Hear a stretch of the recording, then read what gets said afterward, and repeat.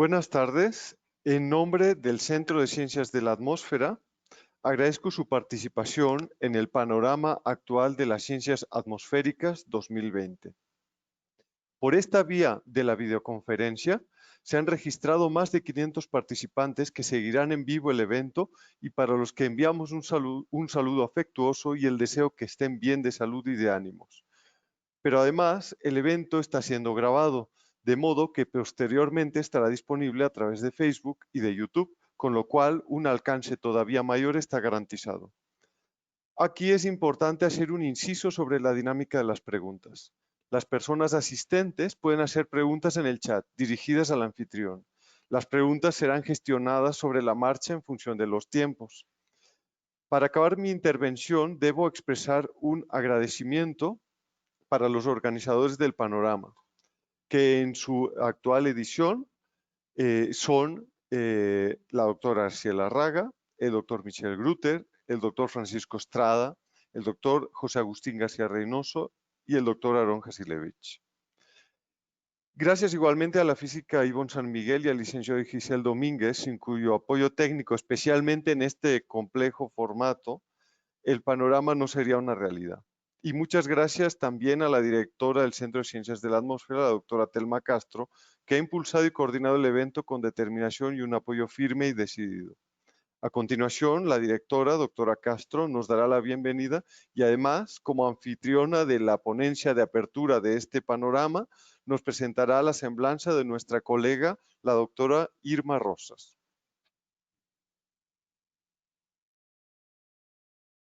Muchas gracias, doctor Carles, por esta presentación. Muy buenos días a todos. Es un gusto estar con todos ustedes. Este es un ciclo anual de conferencias que se lleva casi todos los años desde el año 2012, por lo cual este año, 2020, es el 9º ciclo. Sin embargo, es el primero que se realiza en forma virtual en toda su extensión. Antes lo estábamos haciendo con conexión a Facebook, pero también presencial en el auditorio. Sin embargo, ahora estamos probando nuevamente estas nuevas tecnologías. Deseamos que tenga el mismo éxito, ¿sí? O mucho mejor que los ciclos anteriores en esta versión que tenemos a distancia. Este ciclo está dirigido principalmente a estudiantes de nivel de licenciatura y posgrados interesados en la investigación interdisciplinaria de la atmósfera. Sin embargo, también es un ciclo que muchas veces el público en general entra y la verdad es que se llevan un buen sabor de boca con todas las charlas. Como es pasado en años anteriores, todas estas conferencias nos van a llevar a conocer distintos temas de investigación para estudiar el comportamiento físico, químico y biológico de la atmósfera en diferentes procesos que se llevan en la atmósfera de la Tierra. En particular, este ciclo tiene 5 charlas que serán impartidas por científicos de reconocimiento internacional en ciencias de la atmósfera. La primera plática es sobre un tema que conjunta aspectos de la composición de la atmósfera y su impacto en la salud, esto es, la aerobiología, que será impartida por la doctora Irma Rosas en breve, que la doctora es investigadora del Centro de Ciencias de la Atmósfera. La segunda nos va a llevar por la biología marina y cómo esta puede estudiar la influencia en el aerosol marino, qué es lo que está pasando, cómo se forma ese aerosol marino, qué es lo que hace la biología marina en esto. Y esta será impartida por la doctora Ale de la Stony Brook University. La tercera plática será impartida por el doctor Madden del National Center Atmospheric Research y nos platicará sobre las ondas de Rossby, ahora sí, Hurwitz.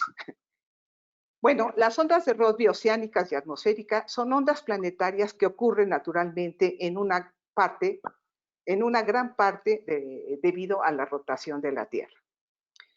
Y de la Universidad de Puerto Rico, el doctor Suárez nos llevará a conocer modelos que son muy útiles para evaluar el exceso de muertes después del paso de un huracán. Y la última conferencia, no por eso menos interesante, la dará la doctora Schumacher de la Universidad de Texas A&M. Y nos llevará por el Amazonas tocando el tema sobre algunas cosas que no conocemos de las lluvias en el Amazonas. Bueno, pues deseo que este ciclo tenga todo el éxito o mucho mejor que los otros y pues muchísimas gracias y vamos a comenzar. Bueno, a mí me toca presentar la semblanza de la doctora Irma Rosas. La doctora Irma Rosas obtuvo el doctorado en la Facultad de Ciencias de la Universidad Nacional Autónoma de México. El Consejo Británico le otorgó una estancia en el Rotham Experimental Station de la Unión Soviética, del Consejo Británico, en donde recibió un entrenamiento en aerobiología en el laboratorio de los doctores John Lancey y Alastair McCartney. Perdón, ha sido vicepresidenta de la Asociación Panamericana de Aerobiología, presidenta del Colegio de Biólogos de México, directora del Programa Universitario del Medio Ambiente de la UNAM y es actualmente investigadora del Sistema Nacional de Investigadores en el nivel 3. Actualmente coordina el Laboratorio de Aerobiología del Centro de Ciencias de la Atmósfera y es profesora de asignatura B en la Facultad de Ciencias de la UNAM. Ha publicado 123 artículos en revistas de circulación internacional, así como varios libros. Sus citas llegan alrededor de 2000. Ha dirigido tesis de licenciatura, maestría y doctorado en diferentes posgrados de la UNAM. Asimismo, el laboratorio ha sido sede de varios postdocs. Pues no tengo más que agregar, podría agregar muchísimas otras cosas de la doctora Irma Rosas, pero pues yo creo que todos tienen el interés de escucharla y por lo cual le dejo la palabra a la doctora. Muchísimas gracias, doctora. Adelante. Muchas gracias, doctora Telma Castro, por la invitación. Y cuando hice la presentación de lo que ahora voy a hablar, me llegué a la conclusión de que mi laboratorio cumplía en el 2020 30 años. Así es que es doble festejo. Muchas gracias por la invitación porque me diste una gran oportunidad de hablar de los logros en 30 años de laboratorio y así organicé mi presentación y espero que les guste.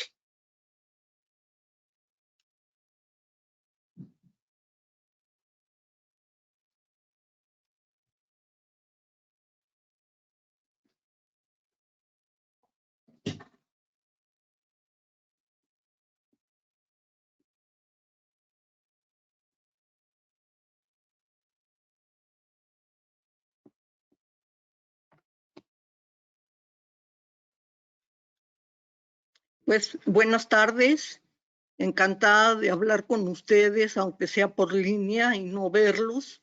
No va a haber nadie que me sople, así es que espero hacerlo bien. Yo también es la primera vez que doy una plática en línea, así es que todos nos estamos estrenando al respecto. Pues yo les voy a hablar esta tarde de aspectos de la aerobiología y la dividí en 3 décadas que ya me irán escuchando ustedes, y eso fue con la idea de que vieran los logros y la evolución del laboratorio.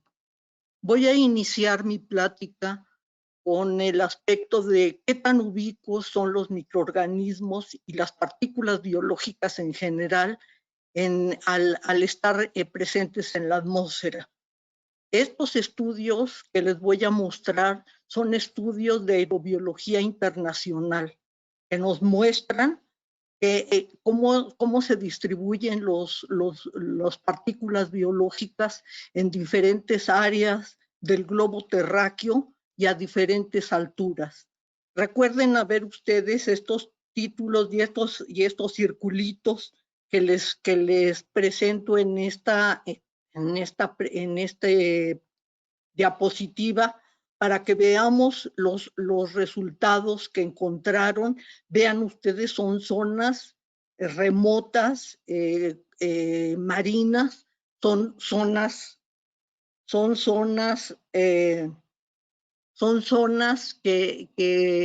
polares, y encontraron a través de la metafísica, de la metagenómica, bacterias y en sí microorganismos, tanto eucariontes como procariontes, y los agruparon a través de un clúster de esta manera.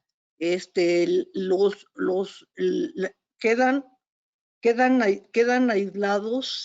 aislados los microorganismos de las zonas polares. Quedan aislados los de las zonas polares, que es en la parte superior, y en la parte central quedan abarcados los microorganismos de zonas continentales, de zonas terrestres, y más abajo quedan de zonas de grandes alturas, hasta 5.300 metros. Igual lo hicieron a mano derecha con los eucariontes, con hongos, y también lograron hacer una distribución, y quedando aislados los de grandes alturas, los de zonas polares, los de zonas continentales. Este es un estudio que me gustó mucho, que quise compartir con ustedes, que es un avión de la NASA. Nadie más podría hacerlo con estas alturas a las cuales muestrearon, de que muestrearon aeropartículas biológicas en la zona de la troposfera muy alta, colindando con la estratosfera. Y vean ustedes aquí en el punto E cómo diseñaron un equipo muy especializado con una membrana de la cual sacaban el DNA de los microorganismos que aislaron, y lograron también verlos y ver cómo se distribuían tanto en la troposfera como en la estratosfera. Vean ustedes los puntitos verdes, que son de las actinobacterias, grupo que está entre los hongos y las bacterias, que forman esporas, que eso les da resistencia, y eso está distribuido tanto en la troposfera como en la estratosfera. Y en la parte superior vemos como cuadritos, como bolitas y triangulitos, que son de bacterias positivas, mucho menos de bacteroides, que casi siempre son resistentes a bajas de oxígeno, casi anaerobios, y las proteobacterias, que son bacterias gram negativas, son mucho menos en las ráfagas que hacían subiendo y bajando en la troposfera, y de esta manera colectando diferentes partículas biológicas. Eso nos da idea de qué tan ubicuos son las partículas biológicas, y cómo no hay fronteras en la atmósfera, y cómo pueden estar pasando con la altura de 10, 12 kilómetros a través de la atmósfera. Desafortunadamente, este tipo de estudios los realizan países ricos. Son muy costosos estos estudios, y realmente a través de países desarrollados nos ha llegado la información y nos da idea de qué tan resistentes son las partículas biológicas en la atmósfera. Pero nuestro aterrizaje es en la aerobiología, sobre todo en la aerobiología de zonas tropicales. Y este es con el concepto general de que la aerobiología estudia la liberación, transporte y depositación de estas partículas. Estamos muy cerca del Ecuador, por lo tanto nos corresponde temporalmente secas calientes, secas frías y lluvias. Nos olvidamos de la primavera, verano, otoño y invierno, y realmente hacemos el aterrizaje de nuestros datos espaciotemporales en este contexto que les acabo de mencionar. El inicio de nuestro laboratorio empezó con un estudio que estaba realizando el INER sobre vagasosis, que es un tipo de alveolitis extrínseca que no puede ser diagnosticado a través de radiografías, sino que necesita hacer, ellos lo hacían con un tipo de exposición y con respuesta, porque no sabían que realmente esta de la vagasosis estaba asociado a una actinobacteria que se llama Thermoactinomyces vulgaris. Nosotros la aislamos, pero para hacer microscopía electrónica, como se muestra en este recuadro, necesitábamos tener un control positivo. Empecé a buscar bibliografía y nos dimos cuenta que en Rothamsted Experimental Station el doctor John Lacey tenía un cepario y que tenía Thermoactinomyces vulgaris. Rápidamente le escribí que nos regalara una muestra de esta actinobacteria, y así empezó la historia del laboratorio de aerobiología. El doctor John Lacey en ese momento viajaba a Costa Rica y decidió hacer un vuelo extra hacia México para conocer quién estaba interesado en esta actinobacteria y quién empezaba a hacer estudios de aerobiología, porque ya habíamos entrado a la fábrica de celulosa y papel y habíamos muestreado bagazo, que habíamos muestreado con caja abierta porque no teníamos otra cosa, todo lo que estaba en suspensión al moler este bagazo y que los trabajadores estaban expuestos a ello. El doctor John Lacey nos visitó aquí en el Centro de Ciencias de la Atmósfera y se dio cuenta del interés que teníamos en la aerobiología, por lo que resultó un desayuno con el Consejo Británico. Le dijo a los del Consejo Británico que quería un laboratorio como el que él tenía aquí en un clima tropical, y sobre todo una ciudad tan interesante como era la Ciudad de México, muy poblada y a una altura, o siendo una ciudad tropical de altura. Así, con ese desayuno con el Consejo Británico nos dio un proyecto ligado con Rothamsted, y así empezó la historia de la aerobiología.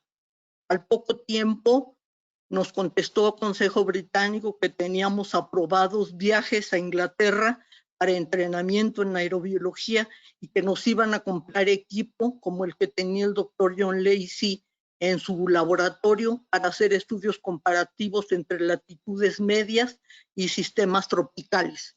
Así, y con el apoyo del Centro de Ciencias de la Atmósfera, nos hicimos de todo este equipo que ven ustedes para muestrear tanto intramuros como extramuros y hacerlo volumétricamente. Ahí se nos abrieron los ojos de que la cajita abierta no nos daba resultados interesantes, sino que necesitábamos hacerlo a través de este equipo que tenía muy específicamente su desarrollo, y que no llegamos a hacerlo con equipo isocinético porque está diseñado en Inglaterra con vientos entre 6 y 10 metros por segundo, lo cual rara vez registramos nosotros en la Ciudad de México esos vientos, y realmente no es isocinético, pero sí es volumétrico y muy útil.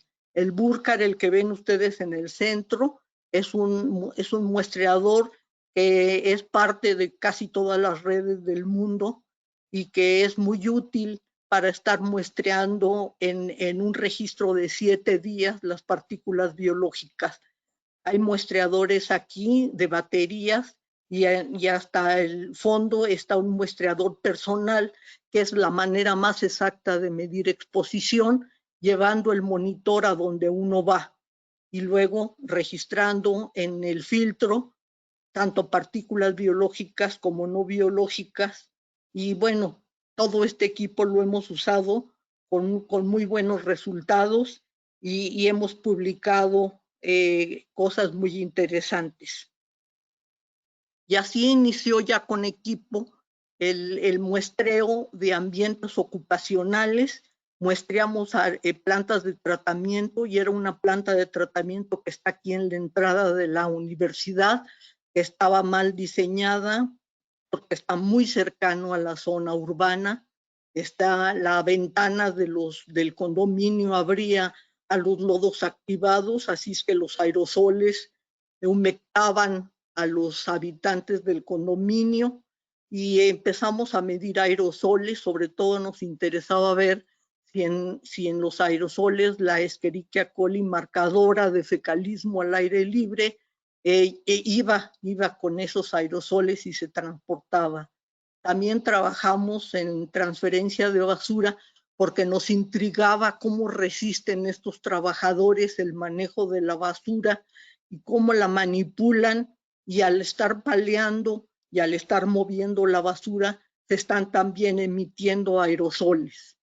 Llegamos a muestrear bioterios por la queja de los investigadores de que no tenían animales de buena calidad y que con esto íbamos a registrar en dónde se emitían más partículas biológicas y cuál era el riesgo de los trabajadores en estas zonas. Trabajamos en el relleno sanitario, este relleno sanitario muy interesante porque no sabemos si fue diseñado y localizado muy estratégicamente. Las casas de los alrededores se quejaban del olor de la basura y de que qué tanto estaban expuestos. Y cuando nos llegamos a muestrear en el relleno sanitario, resultó que estaba en contra del viento, o sea que la zona urbana no le llegaban los aerosoles porque iban exactamente en el sentido contrario. Entonces resultó muy interesante cómo la percepción es un elemento importante de evaluar y sobre todo las enfermedades que sufría la población, si estaban o no relacionadas con este relleno sanitario. Y así nos pasamos esta década identificando fenotípicamente tanto hongos como bacterias. Vean ustedes la caja de arriba. Es que mi flechita es muy sensible y se me pasa la otra transparencia. Donde dice hongos, cómo está llena todos los orificios del muestreador. Y eso quiere decir, cuando trabajamos en la zona de transferencia de basura, que el tiempo de exposición de este monitor fue muy grande y era 5 minutos, o sea, prendíamos y apagábamos el muestreador y con eso teníamos llena la caja, de tal manera que teníamos que hacernos de otro equipo y no ese, aunque ese es el más fácil para cuantificar, para muestrear hongos, porque eran unas cantidades impresionantes que no nos permitían contar. En esta misma fracción nos dimos a la tarea de medir qué tan resistentes eran las bacterias de estos sitios que les enseñé, de ocupacionales, qué tanta resistencia a los antibióticos tenían, y entonces todo esto fue con partículas cultivables. No nos dedicábamos en ese momento más que en esos sitios de ocupacionales, más que a medir cultivables para que fuera parte de nuestro cepario y poderles hacer pruebas de virulencia y de resistencia a antibióticos. Aquí perdió los ojos la doctora Calderón, Mari Carmen Calderón, al hacer su tesis del doctorado, porque tenía que contar las plaquitas que ven en el centro de la presentación. Vean ustedes cómo hay un bandeo de 24 horas de cada portaobjetos, es un día, y estos son los 7 días que dura el muestreador funcionando automáticamente. Ven ustedes bandas de diferente negro, lo que nos dice que hay una emisión mucho mayor a determinada hora del día. Ya eso tratábamos de averiguarle cuántos pólenes estaban asociados o cuántas esporas de hongo. Y eso hicimos estudios de estas partículas tanto en intramuros como en extramuros. A la derecha está el de extramuros, que es el Burkhardt, y a mi izquierda está el alergienco, que es de plaquitas de 24 horas, muy interesantes para ambientes intramuros. Detectábamos hasta qué hora barría la señora la casa o a qué hora hacía la cama, porque todo eso emite partículas biológicas a los ambientes intramuros.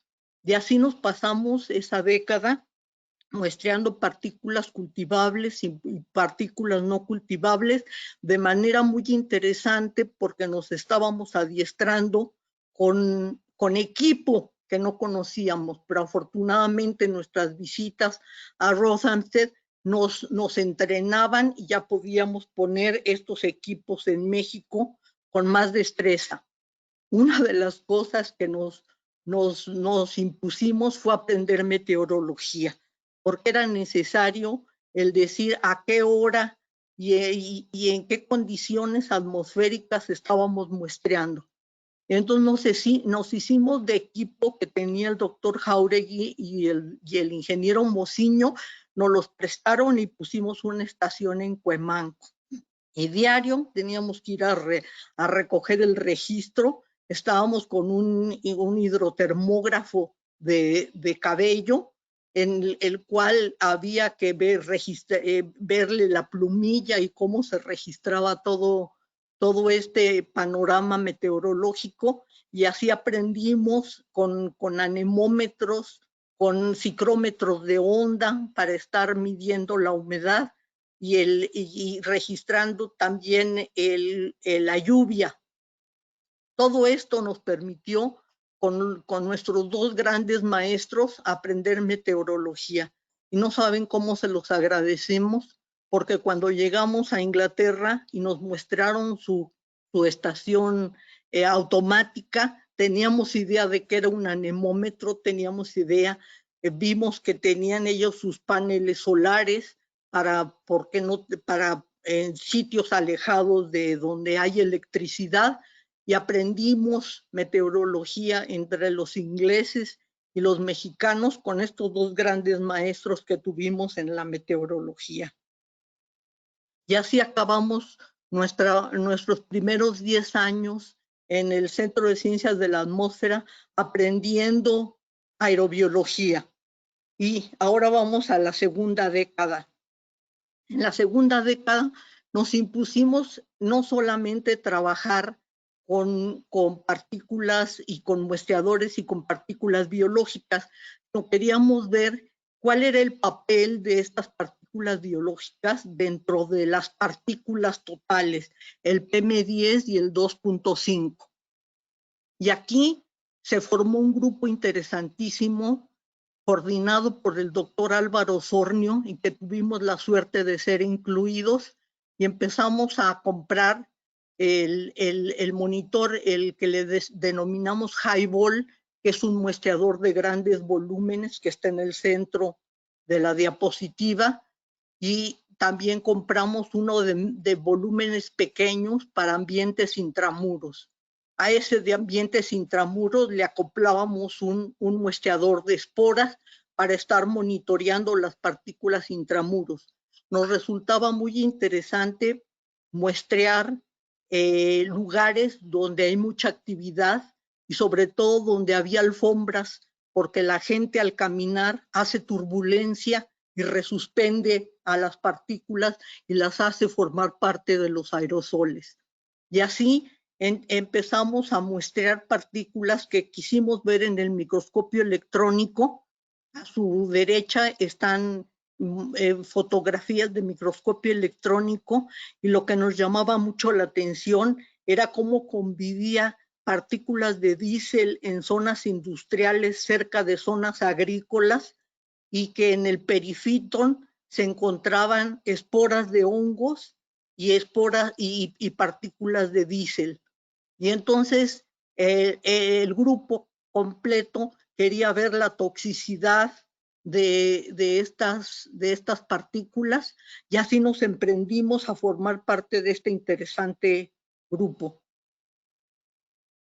Las bacterias, sobre todo las gram negativas, tienen en su membrana externa a una estructura que se denomina un lipopolisacárido o una endotoxina.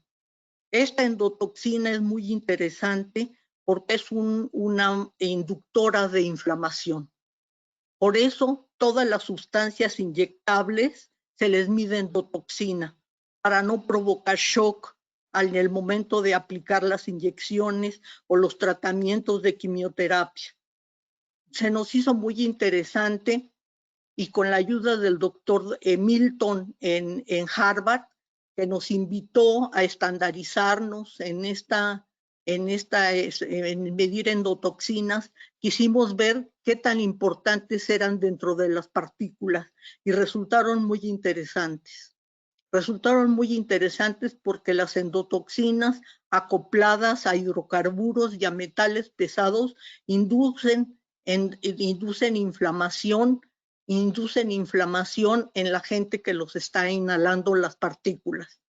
Entonces, empezamos a medir endotoxinas de manera cualitativa, pero sabíamos que esto era necesario por gramo de partículas y que necesitábamos ver a las endotoxinas cuantitativamente. Así un laboratorio nos dio para que lo valoráramos su equipo para medir endotoxinas cuantitativamente. El equipo se hizo viejito y entonces tuvimos que comprar un Cinetic UKCL para seguir haciendo cuestiones cuantitativas con mucha sensibilidad, porque realmente los niveles de endotoxina no son altísimos en la atmósfera. Y el Instituto Nacional de Salud Pública se dio a la tarea de comprarnos uno que nos dio en préstamo, que esperamos pronto sea donación. Y ese es el equipo que utilizamos para medir a las endotoxinas y al beta-glucán. El beta-glucán es marcador de los hongos y las endotoxinas de las gram negativas. Así muestreábamos las partículas en un monitor de pequeños volúmenes, extractábamos con diferentes buffers a las endotoxinas y cromogénicamente las cuantificábamos en este equipo que resultó muy interesante.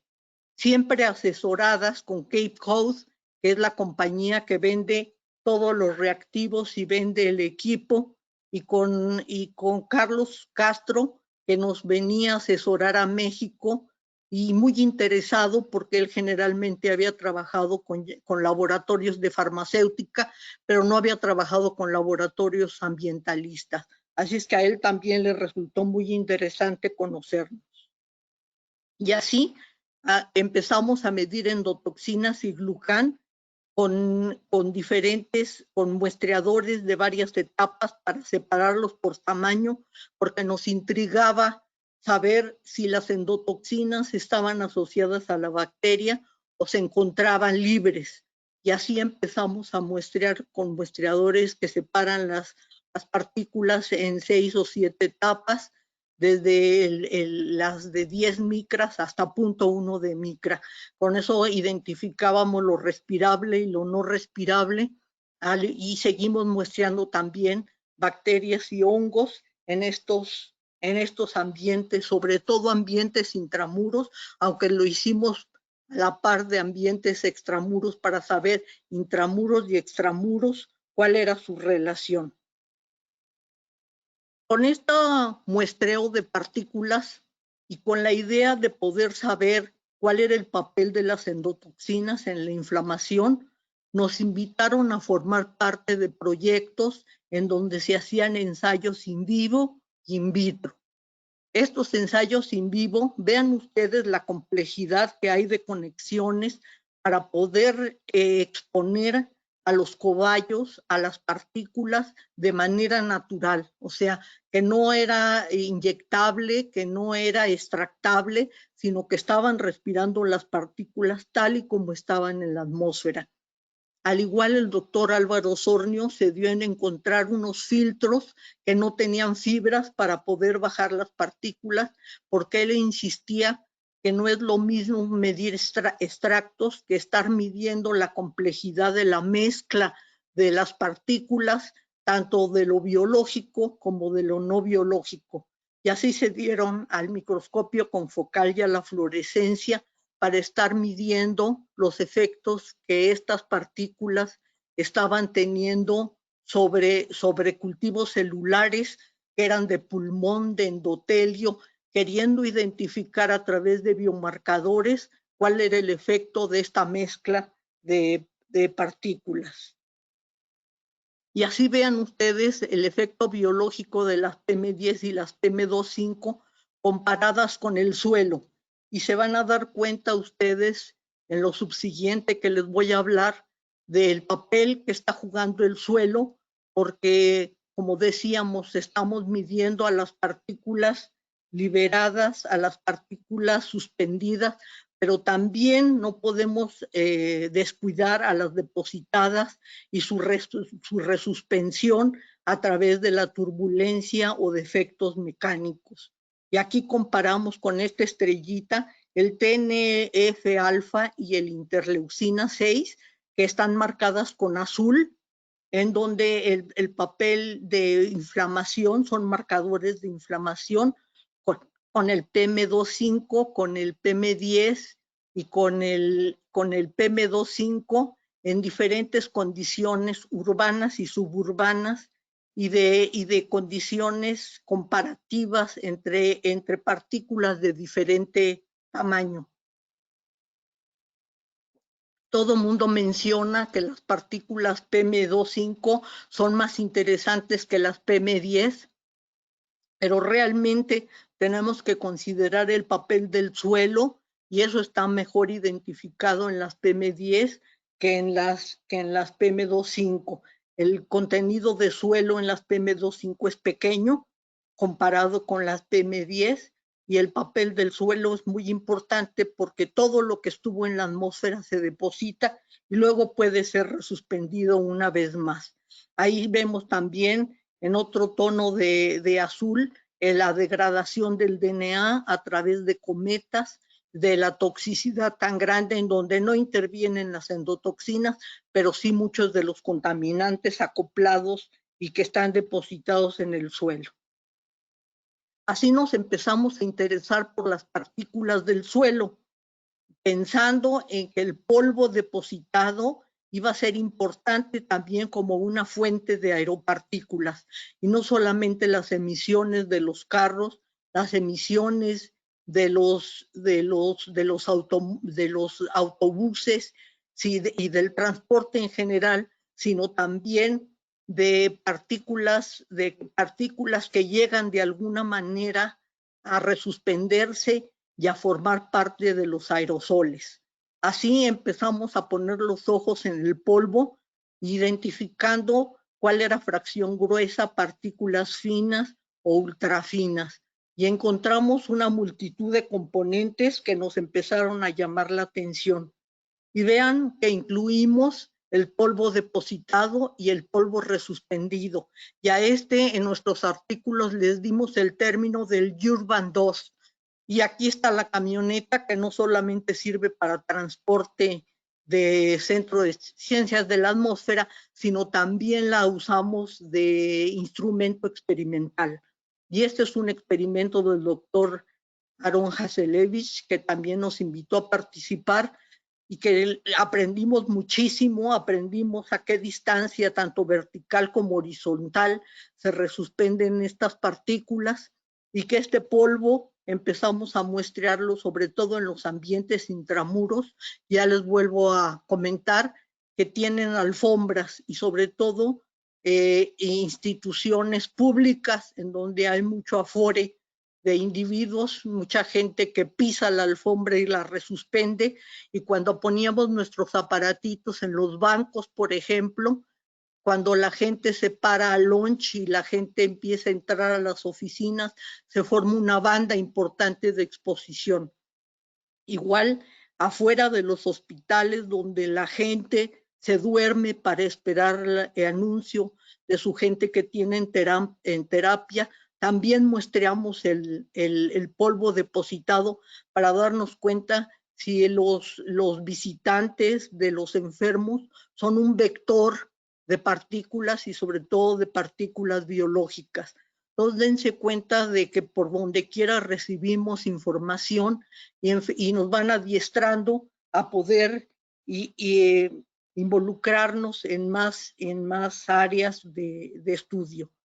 Así empezamos con nuestro concepto del Urban II y fuimos objeto de invitación de la Enciclopedia de Environmental Health de los ingleses, en donde nos dieron un capítulo para hablar cuál es la importancia que tiene el Urban II, tanto para ambientes intramuros como para ambientes extramuros. Es un capítulo que sigue vigente, se hizo la nueva reedición. Creo que no hubo nadie que quisiera ajustar datos o ver un nuevo panorama del Urban II y nos volvieron a publicar el capítulo. Es un capítulo muy interesante que ha sido citado citando en forma completa a la enciclopedia. Este estudio nos resultó muy interesante sin esperarlo.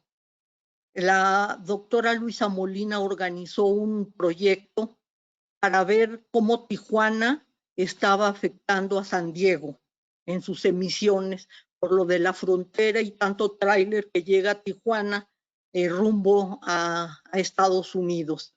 Pero durante esta campaña que organizó se dio la quema de biomasa. Y la quema de biomasa muy interesante porque teníamos puesto un Burkhardt y entonces se ven las esporas de hongos involucradas con todo las partículas de carbón negro que se estaban emitiendo a la atmósfera. Nos llamó mucho la atención las esporas, pero no lo asociamos en ese momento a que las esporas vinieran de la quema agrícola y que estuvieran en la filosfera, que estuvieran asociadas a la cuestión agrícola. Así empezamos a hacer trayectorias para ver qué trayectoria llegaba a Tijuana y vean que tuvimos la mala suerte de que iban hacia el mar. Creo que solamente Michelle Grutter logró ver trayectorias que en ese momento nosotros no teníamos puesto el equipo todavía y solamente veíamos trayectorias en donde se diluía la emisión de esta quema de biomasa hacia el mar. Pero nos quedó la evidencia de las esporas de las esporas que estaban asociadas con la quema de biomasa. Pero más tarde nos encontramos un estudio de Texas, en donde la trayectoria que marcaron era de Yucatán hacia Texas. Lo hicieron con un día de quema de biomasa y otro día sin quema de biomasa.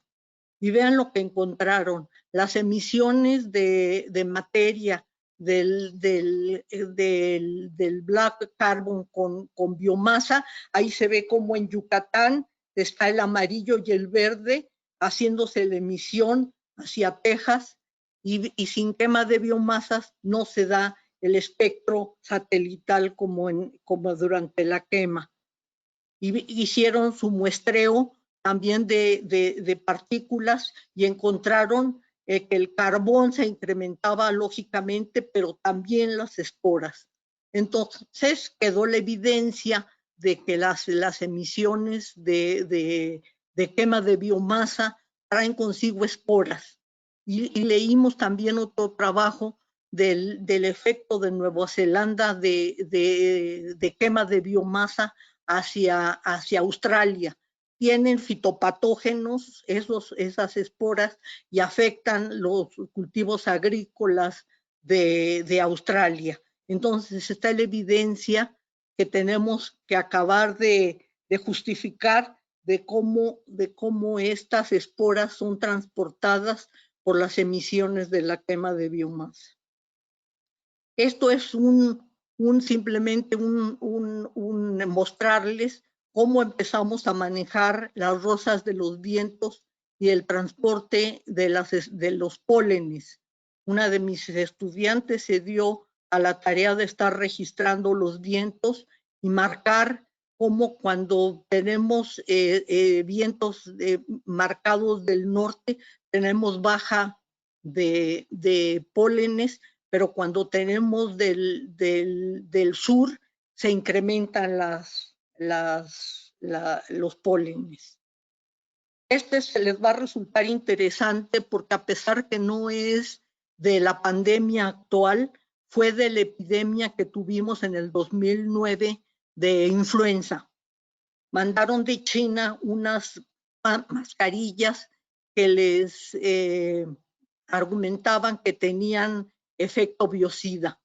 Entonces el gobierno del Distrito Federal se dio la tarea de buscar quién podía evaluar las mascarillas y se topó con nosotros de que aceptamos hacer el estudio de las mascarillas. Y así la doctora Magda Escorcia nos prestó su laboratorio con sus campanas de seguridad, y Leti, que se dio a la tarea de transformarse y de equiparse de seguridad para probar con nuestros monitores aerobiológicos si realmente la mascarilla protegía y en este caso trabajamos con virus, un virus que no es muy patógeno y es muy exclusivo de las aves. Hicimos las pruebas, hizo inoculación de embriones, hizo pruebas de maglutinación para poder ver qué tanto protegía la mascarilla, y pusimos varias mascarillas, la N95 y la que venden en las farmacias, la azulita, que dicen que es quirúrgica. Y les hicimos microscopía electrónica, vean ustedes, y con infrarrojo, y la capa externa de propileno que tenía la mascarilla, la biocida, pues tenía fibras muy grandes y no estaban bien sobrepuestas, por lo cual dejaba orificios sin cubrir. Luego la biocida, que era donde estaba, que era de algodón, tenía fibras que realmente dejaban orificios y que no estaban protegiendo. Y la externa de propileno, que es y como la que tiene la N95, tiene varias capas de propileno que deja sin orificios externos a la mascarilla. Y la última, que es la de poliuretano, que es la de las farmacias, ven ustedes los hoyos que tiene y que realmente deja poca protección a quien la usa.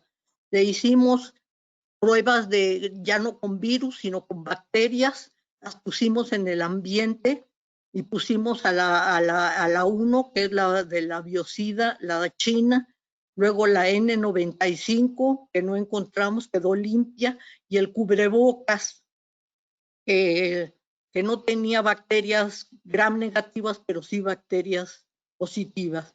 Y con eso nos damos cuenta del contexto de la protección, y es un artículo que también nos mandó Aarón, de que sí protegen las mascarillas, pero protegen en diferente grado de eficiencia, que se demuestra por estos estudios y por unos recientemente en la pandemia. Ahora vamos a pasar a nuestra siguiente década, que es la década actual, 2010-2020, para que vean ustedes el tipo de estudios que estamos realizando en la actualidad. Aquí en este momento no buscábamos identificar partículas biológicas, sino que estábamos en busca de bacterias muy específicamente. Y esto lo hicimos en un hospital veterinario en donde hubo un brote de estafilococos, que todo mundo creíamos que era aureus, y de pseudomonas aeruginosas en un hospital. Y queríamos ver qué tanto se parecían las del ambiente con las del hospital. Y seguimos trabajando ambientalmente con nuestra Escherichia coli, que es la campeona, es la marcadora de fecalismo al aire libre, a tal grado de que me busco en Google y aparece Irma Rosas, Escherichia coli. Siempre me ha preocupado la presencia del Escherichia coli en el ambiente y el proceso del fecalismo al aire libre. Entonces, entramos a los hospitales, entramos a hospital de infantil y entramos a este hospital veterinario.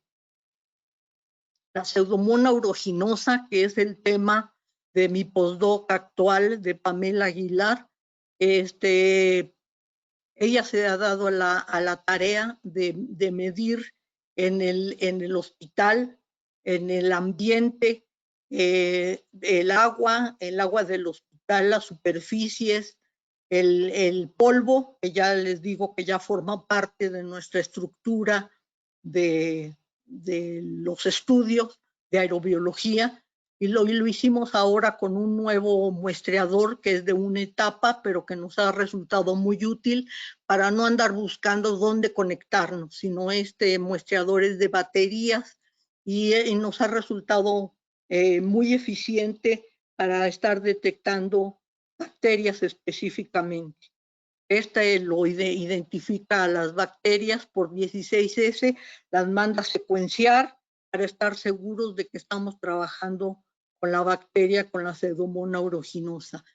Y ha resultado muy interesante porque ella está investigando sobre cuál es el mecanismo de resistencia a tantos antibióticos.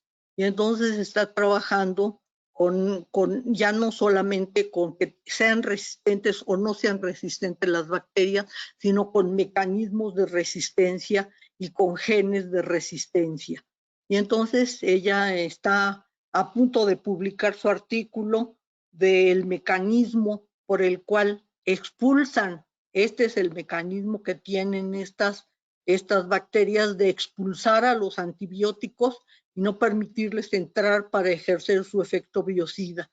Está registrando temperatura, humedad, vean ustedes estos parámetros quiere saber si tienen estacionalidad sus bacterias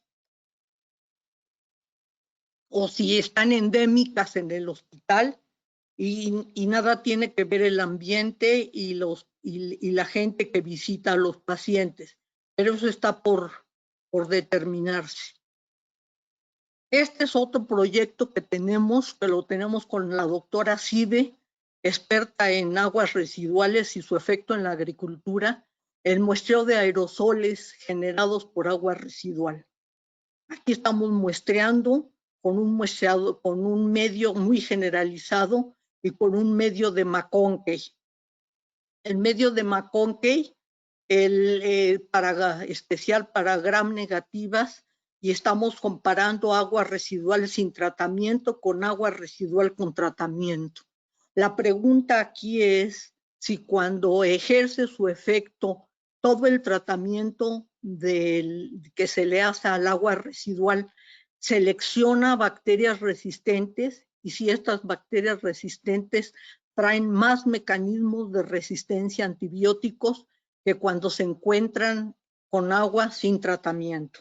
Y entonces estamos muestreando porque quiere mi actual postdoc, que es Katia Luenberger, que si está presente en los aerosoles o simplemente en las aguas residuales el efecto de la resistencia a antibióticos. Resultaron varias bacterias, entre ellas E. coli, resistentes a las carbapenems.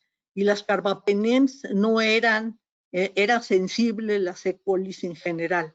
De aquí empezamos a ver genes de resistencia, la OXA23 y la NDM. La NDM para saber el origen de esta resistencia y la NDM nada menos es un gen que viene de la India. Como ven, no hay fronteras. Entonces empezamos a trabajar con esta bacteria y encontramos que tenía un plásmido. Este plásmido con varias resistencias. Ahí está el NDM5 en rosita y todos los rojos de resistencia a tetraciclina y a otros antibióticos.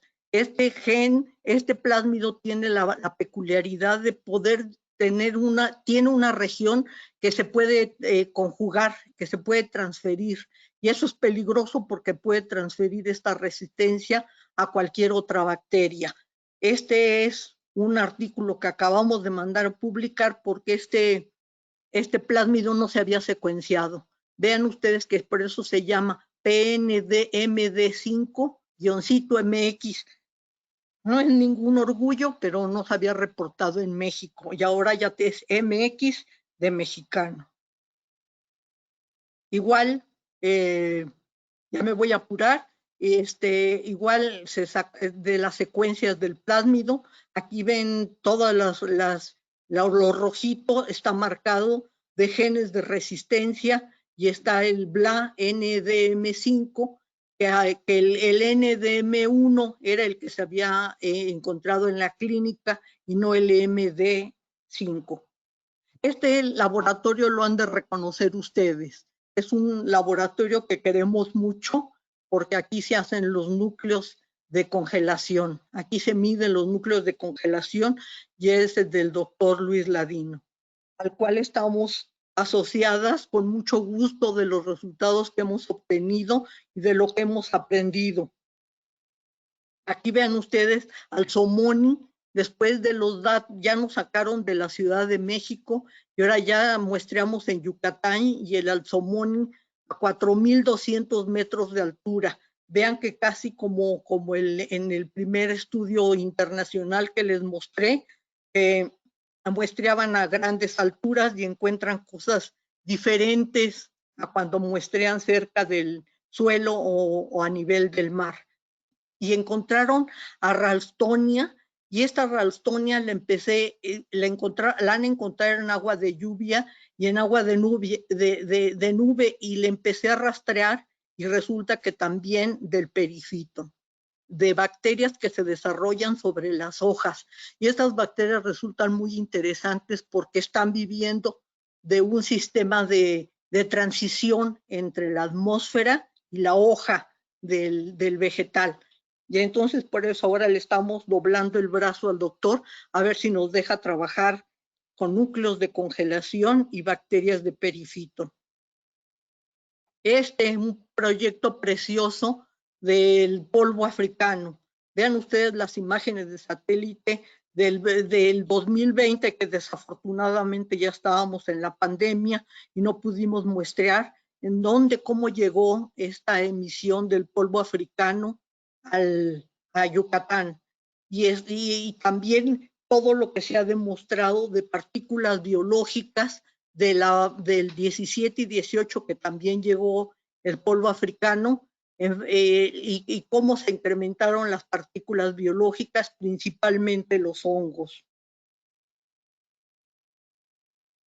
De aquí también del polvo africano,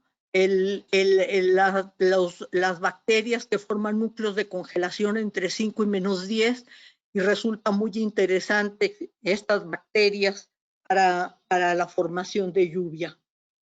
Esto es de lo último que les voy a hablar porque estoy muy orgullosa de mi alumno, que ya no es mi alumno, es ahora mi colaborador, del doctor Felipe Gómez, que llegó a preguntarme: doctora, ¿qué sabe usted de la aerobiología de las esporas de los helechos? Y le dije: nada.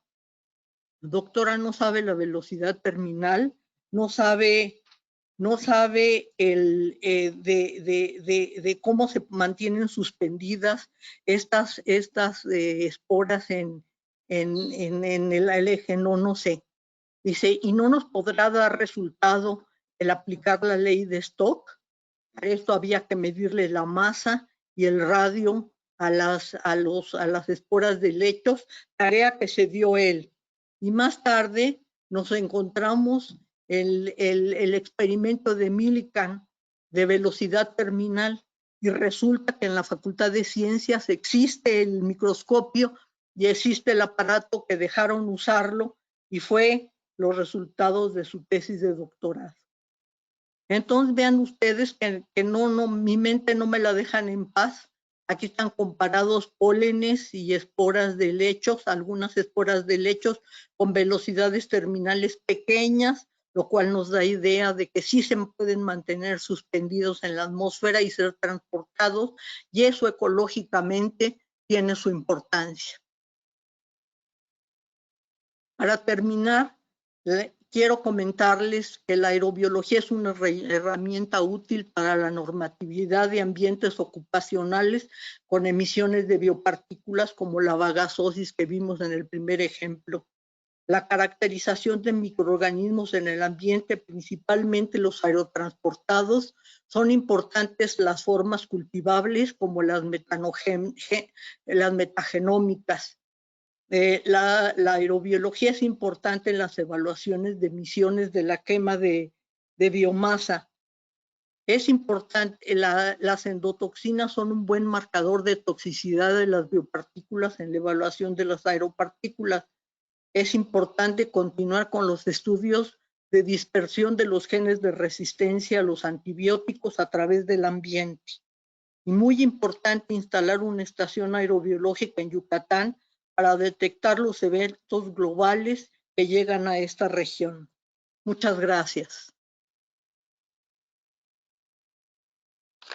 Doctora Irma Rosas, pues muchísimas gracias. Realmente fue fascinante su presentación. Se lo agradezco muchísimo. Yo creo que nos ha llevado por un mundo,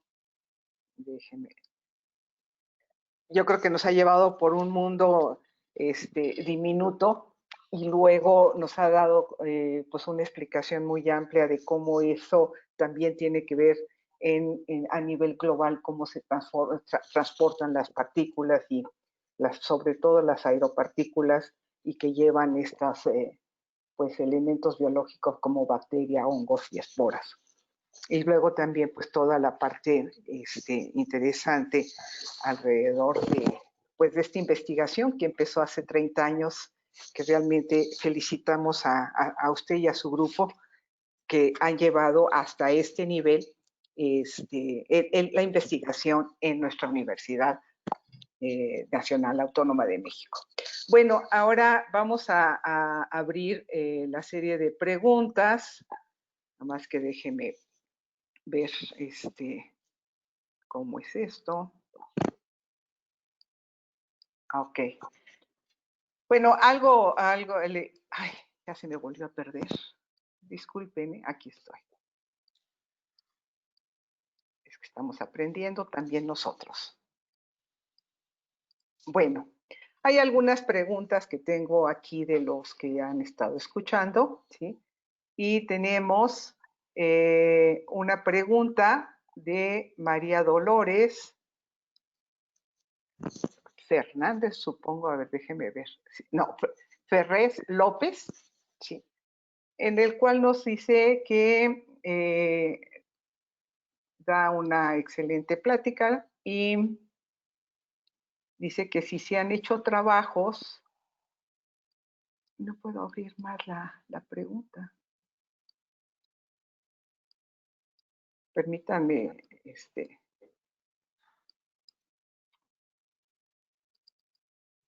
aquí, ya, perdón, ahora sí ya le entendí a esto. Lo que se dice es que si se han hecho trabajos relacionados a la afectación de plumas volcánicas en la cantidad o tipos de biopartículas, ya que mencionó la estación en Alzomoni, pensé en ese ambiente específico, lo pregunta María Dolores Ferrer López. Le voy a hacer 3 preguntas, doctora, y después, y luego pasaremos a otra serie de preguntas. Luego, Wenner Ochoa,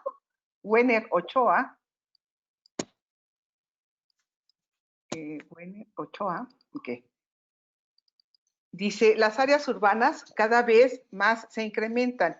El Urban Dust está menos contaminado, eso es lo que comenta. Y luego, Luis Ladino también comenta que tan importantes son las algas marinas en el sistema climático, dado que México tiene 2 costas. Esas serían las 3 preguntas que ahorita... A ver, otra vez la de las algas, no la pesqué. ¿Qué tan importantes son las algas marinas en el sistema climático, dado que México tiene 2 costas? Esas serían ahorita, por lo pronto, las 3 preguntas que nos han llegado ahorita. Hay más, ¿eh? Adelante, doctora. Respondo la de las partículas biológicas en las emisiones del volcán. Ajá, ok. De María Dolores. Hemos tratado de poner muestreadores, pero cuando hay emisiones son tantas las partículas del volcán que no nos dejan ver las partículas biológicas. No nos dejan ver si hay pólenes, esporas, pero cuando muestrea sin emisión, cuando muestrea el doctor Luis Ladino en Alzomoni y muestrea bacterias, sí se pueden ver. Indudablemente que no vienen del volcán las partículas biológicas, pero sí se encuentran en la atmósfera, que eso es un problema, saber cuándo una es una superficie o una fuente de emisión es la que estén contenidas las partículas biológicas y otras que estén suspendidas en la atmósfera, que a la hora de caer las partículas no biológicas se vienen con ellas. Es muy complejo el sistema de volcanes. Ok, pues muchas gracias. La que sigue... El Urban 2. De Urban 2. El Urban 2, entre más urbanización hay, menos áreas verdes. Y las áreas verdes son las que retienen el polvo. Y entonces las banquetas, todo lo que está con asfalto o sin asfaltar, son las fuentes de partículas. Y a esas, aunado, aunque no me gusta que me relacionen con el tema, el fecalismo al aire libre y el no estar asfaltadas o estar asfaltadas, nos lleva el Urban 2 a hacer aerosoles biológicos. Gracias. Y la última que algas. La de las algas.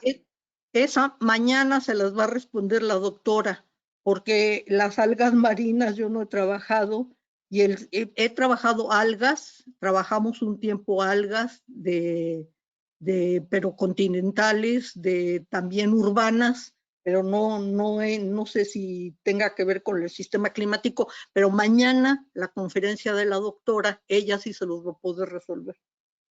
Gracias. Vamos a aceptar otras 3 preguntas y con ello terminamos. Tenemos muchas preguntas. Yo creo que se las voy a pasar a la doctora posteriormente para que ella eventualmente pues pueda contestarlas y nos dejan sus datos por ahí, porque hay muchísimas preguntas. Bueno, ¿saben qué?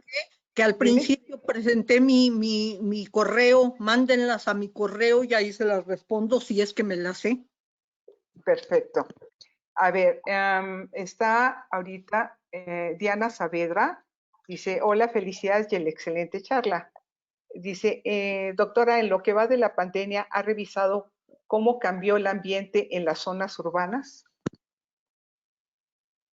¿Cómo cambió el ambiente desde el punto de vista biológico? No me seas.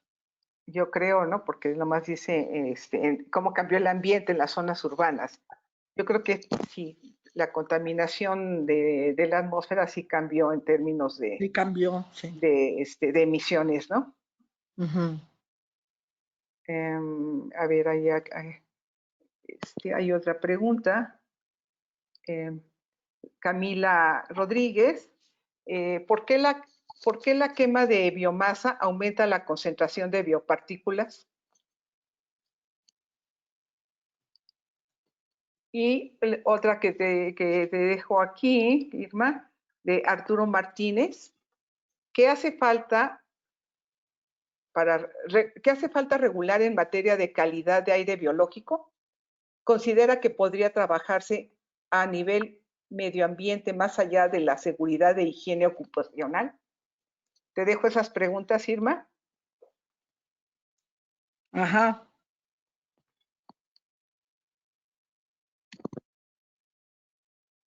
A ver, lo de ¿cómo cambió en las zonas urbanas? Sí cambió. Lo que pasa es que desde el punto de vista de calidad del aire, de parámetros, los normativos, el ozono no nos dejaba en paz y era los efectos de tan fuerte radiación, que ya lo ha comentado la doctora Graciela Raga, que aunque no haya precursores de ozono químicos, la radiación es suficiente con los precursores que hay, aunque sean pocos, y aunque no hubiera automóviles, y de seguro que lo biológico también ha de haber cambiado. No lo muestré, no he muestreado, no me deja la doctora Telma Castro muestrear, y no he muestreado ambientes en esta época de la pandemia. Qué pena, pero Katia, mi postdoc, está que se muere por muestrear. En la zona, ¿por qué la quema de bioma? Porque las esporas están formando parte del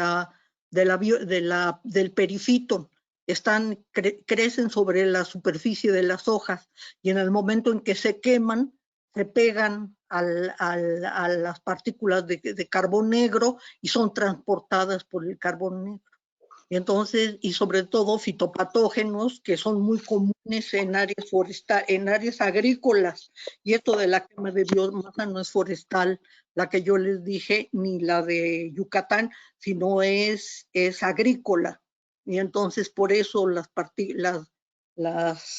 esporas están asociadas a la quema de biomasa. Hacen falta regularlo, lo hemos pensado muchísimo.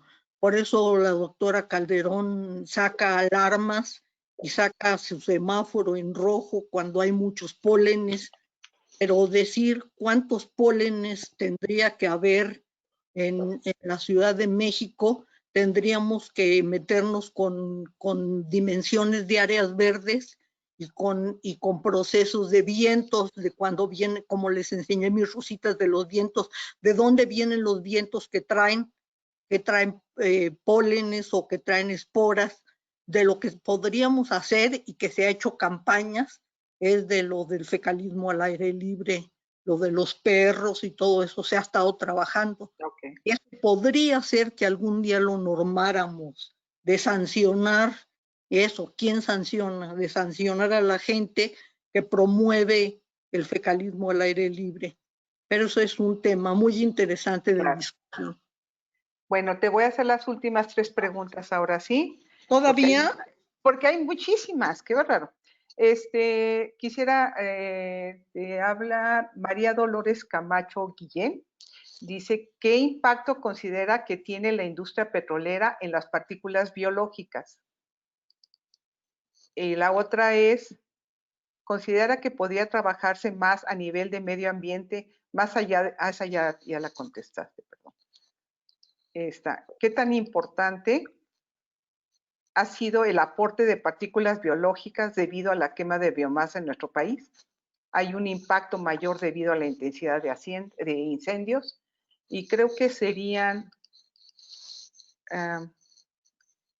y la última ahora sí ya, de Aimé Margarita Malchum, que dice que le gustó mucho la conferencia, dice, las emisiones que resultan de las cremaciones, resultado de esta pandemia, ¿qué tanto afectan a la salud humana? Eso sería todo. Adelante, Irma. Ay, estoy en el infarto, por eso ya no puedo contestarte. Harán falta las partículas biológicas y el petróleo, tanto con emisiones de las refinerías como de las termoeléctricas, hay combustóleo. Y el combustóleo es como les presenté esa fotografía, que lo que pasa es cómo afecta el combustóleo, llega y quema la hoja al depositarse, y ahí por esa quemada que hace a la hoja penetra el hongo y actúa como fitopatógeno, siendo que se denomina por eso patógeno oportunista, porque utiliza la oportunidad de esa quemada que hace el diésel y por ahí penetra. Entonces, sí, Claro. tener cercanas la zona agrícola y las zonas industriales es grave. Partículas biológicas, la quema de biomasa, ya no me acuerdo qué más, por qué puse aquí la quema de biomasa. Déjame ver. ¿No? ¿Dónde quedó la de quema de biomasa? Ahora ya está, la perdí yo también. Es que cuando ya te las leo, les quito. Aquí hay un impacto mayor debido a aquí es. ¿Qué tan importante ha sido el aporte de las partículas biológicas debido a la quema de biomasa en nuestro país? ¿Hay impacto mayor debido a la intensidad de los incendios? Ay, por supuesto que sí, lo que pasa es que no los hemos evaluado. Okay. Omar Amador dejó en automático sus muestreadores y pudo colectar partículas increíbles, pero fueron las vacaciones y yo no pude muestrear las partículas biológicas. Eso es, por eso digo que una estación permanente biológica en lugares donde se impacta por la biomasa es importante, como Yucatán. Ok, gracias. Y ponerle más atención, le tenemos que poner más atención a la quema de biomasa y las partículas biológicas, pero tenemos que estar cerca de zonas agrícolas para que ver el impacto, porque si vemos el impacto en una ciudad, pues habrá esporas de hongos que lleguen al suelo sin mayor trascendencia, pero estar cerca de zonas agrícolas y la quema forestal es muy importante. Y ya vieron ustedes que se van a grandes distancias. Y la cremación la última, ha de ser interesantísimo lo de la cremación, porque también gente de aquí del centro ha estado en la normatividad de los crematorios, de qué temperatura, de cuál es su capacidad, de qué altura debe de ser la chimenea, y ahorita con lo de la pandemia yo no sé si habrá revisiones de todo esto, si habrá gente que se dedica a estar sancionando quienes no cumplan con las normas. Eso es muy interesante que le podemos hacer a Claudia Sheinbaum, le podemos preguntar. Gracias. Pues mira, se quedan muchas preguntas de Gabriela Jacinto, de Yacan Villalobos, de Andrea San Juan, de María Fernanda Córdoba, y así varias, Aimé, Andrea, Claudia, Tania, Octavio Castillo, en fin, se van a quedar muchas preguntas y te agradezco muchísimo, Irma, esta bella plática, y la verdad es que fue muy interesante conocer cómo inicia una línea de investigación en México, cómo todas las cosas que fueron pasando y cómo no es que haya terminado, sino claro, tú has formado escuela de aerobiología, creo que el término, si no me equivoco, el término de aerobiología es un invento tuyo, así es que pues muchísimas gracias, y para los que quieran mandarle preguntas a la doctora, su correo es iarp@atmosfera.unam.mx, y si no, se encuentra en la página del Centro de Ciencias de la Atmósfera. Repito, iarp@atmosfera.unam.mx. Pues muchísimas gracias, y le cedo la palabra al doctor Carles, por favor. Sí, muchas gracias, doctora Irma Rosas, por su muy interesante conferencia. Gracias también a la doctora Telma Castro por coordinar esta sesión como anfitriona. Y gracias a todas las personas que han asistido a la primera sesión del Panorama Actual de Ciencias Atmosféricas 2020. En particular, se agradece la participación a través de las preguntas. Se les invita a todas y a todos a continuar en el evento y asistir el día de mañana a la misma hora, a las 12, por el mismo medio. Buenas tardes a todas y a todos. ¿Por qué me pasó eso?